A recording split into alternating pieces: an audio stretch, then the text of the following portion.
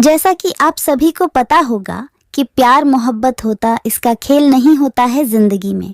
और जो लोग मोहब्बत करते हैं और मोहब्बत से बिछड़ जाते हैं, उनका दर्द इस जहान से काफी ज्यादा बड़ा होता है, क्योंकि की कहानियां इन्हीं लोगों के रुला देने वाली बेवफाई कहानी से शुरू होती है।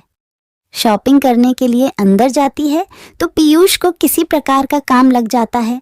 वह कहता है कि तुम गाड़ी लेकर अपने घर चले जाओ, मैं काम कर कर घर वापस आ जाऊंगा। जैसे ही गाड़ी लेकर पूजा घर आ रही थी तो गाड़ी में ही फिर उसका मोबाइल छोड़ गया था। उसके मोबाइल में एक लड़की का फोन आ रहा था, जिसका फोटो भी उसके कॉलर आईडी पर लगा हुआ था। वह लड़की तो नहीं ज्यादा सेक्सी थी, नग्न अवस्था में फोटो लगा हुआ था। यह देखकर पूजा को गुस्सा आ गया और उन्होंने सोचा कि यह कौन लड़की है जो मेरे पति को फोन करती है। पूजा गुस्सा से फोन उठाती है। वैसे ही फोन उठता है, उधर से आवाज आती है, जानू तुम कहाँ हो, लग रहा है मुझे छोड़कर कहीं चले गए हो या तुम्हें कोई दूसरी मिल गई है। अब तो तुम मुझे फोन भी नहीं करते हो। यह देखकर पूजा को बहुत ज्यादा गुस्सा आ जाता है। हुआ फोन काट देता है।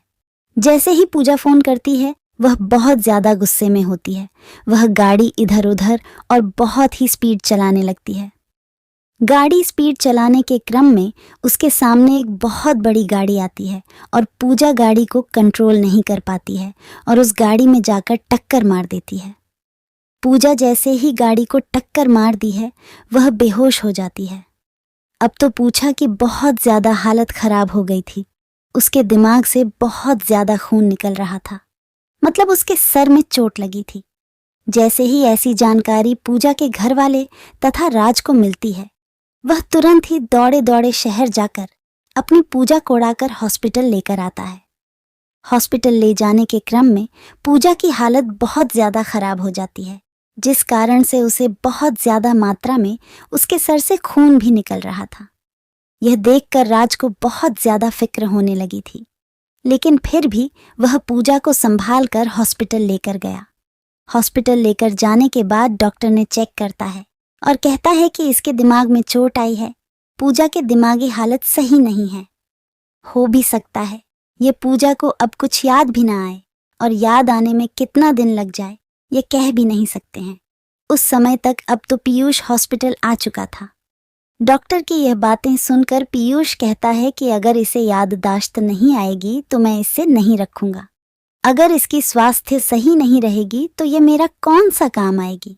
इससे बेहतर होगा कि मैं कोई दूसरा शादी कर लूंगा। आप अपना बेटे को देख लीजिए।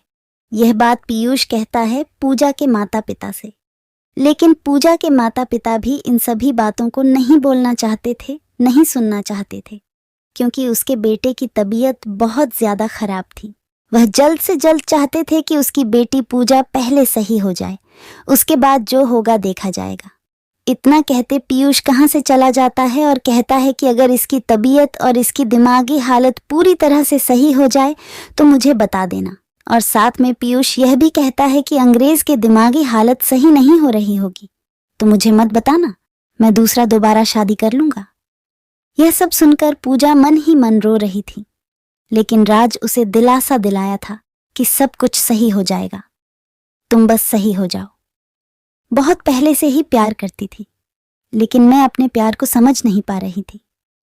मुझे तो इतना अमीर लड़का चाहिए तो शादी करने के लिए, लेकिन आप मेरा सोच बिल्कुल बदल चुका है। अब मैं तुमसे शादी करने के लिए तैयार हूं। फिर कुछ दिन बाद पूजा पूरी तरह से ठीक हो जाती है और फिर अपने घर वापस चली जाती है। उसके बाद पूजा के पिताजी उसके माता पिता को बुलाता है और कहता है कि आपके बेटे ने कहा था कि वह पूजा से शादी नहीं करेगा। हम लोग आप सारा रिश्ता तोड़ने वाले हैं। उसके बाद पीयूष माफी मांगता है और कहता है कि मैंने गलती से बोल दिया तो मुझे लगा था कि अब पूजा सही नहीं होगी, लेकिन अब तो पूजा बिल्कुल सही हो गई है। मुझे ही पूजा को रखने में कोई आपत्ति नहीं है। लेकिन पीयूष की हकीकत जानने के बाद पूजा कहती है कि उसका चक्कर बाकी अन्य लड़कियों से भी चलता है, इस कारण से मैं फिर उसे शादी नहीं कर सकती हूँ। उसके बाद पीयूष बहुत ज्यादा मिन्नतें करता है, लेकिन राज के माता पिता और पूजा के माता पिता नहीं मानते हैं। उसके बाद पूजा अपना रिश्ता सारा उसे तोड़ देती है वर्टिकल बार, और दोनों फैमिली के बीच पूरी रिश्ता खत्म हो जाता है। उसके बाद पूजा हो रहा है कि शादी बड़े ही धूमधाम से सभी के आज्ञा के अनुसार होती है। शादी के दिन पूजा और है, राज बहुत ज्यादा खुश थे। पूजा को क्या मालूम चल गया था कि पैसा कुछ भी नहीं होता है अगर जिंदगी में प्यार नहीं है तो, क्योंकि पैसा तो कमाया जा सकता है, लेकिन एक अच्छा इंसान जो प्यार करने वाला होता है वह कभी नहीं मिल सकता है। पूजा को यह अच्छी तरह से मालूम हो गया था कि जिसके पास ज्यादा पैसा रहता है वह ज्यादा ही लड़कियों के चक्कर में रहता है, और जो बाहर देश में रहता है वह तो बहुत ज्यादा लड़कियों के चक्कर में रहता है। इसी कारण से वह अपने पड़ोस में रहने वाले राज से शादी करने का फैसला किया था।